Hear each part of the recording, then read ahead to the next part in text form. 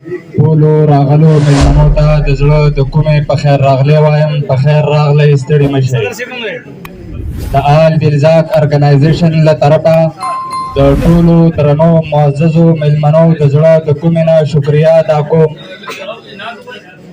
او د دې نه بعد د تلاوتي کلام لپاره زه بلنه ورکوم قاري رفیع الله صاحب ته چې هغه راشي تلاوتي کلام پیش کی. قاری رفیع الله صاحب. أعوذ بالله من الشيطان الرجيم. بسم الله الرحمن الرحيم. يا أيها الذين آمنوا اتقوا الله وقولوا قولا سديدا يصلح لكم أعمالكم ويغفر لكم ذنوبكم ومن يطع الله ورسوله فقد فاز فوزا عظيما. إنا عرضنا الأمانة على السماوات والأرض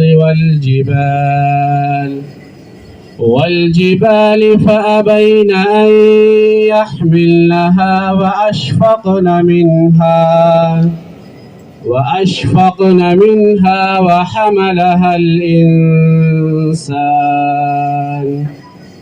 إنه كان ظلوما جهولا. ليعذب الله المنافقين والمنافقات والمشركين والمشركات ويتوب الله على المؤمنين والمؤمنات وكان الله غفورا رحيما. صدق الله العظيم.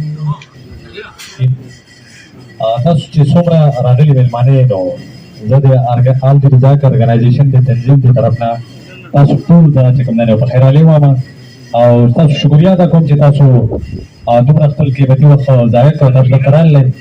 نو دا مې یو ثواب دی چې یو دوه مسلمانانو په منځ کې روغ راوستل. نو زه ستاسو ټول شکریا ادا کوم او بیا راغلي چې کوم مېلمانه دي نو د دوی شکریا ادا کوم او د مار طرفه ته خبرې دي ان شاء الله تعالی موږ د کشرانو لپاره کار ته چې موږ د کشرانو سره راپورته شو او چې څومره د مسلې مسایل دي نو دا به د ختمولو کوشش کوو او دغه نوجوانانو به راپاسي او دې خپل کار ته ان شاء الله وکړي. ستاسو ټول شکریا ادا کوم چې تاسو نه ځای کوم ډېره به خوشاله اوسئ.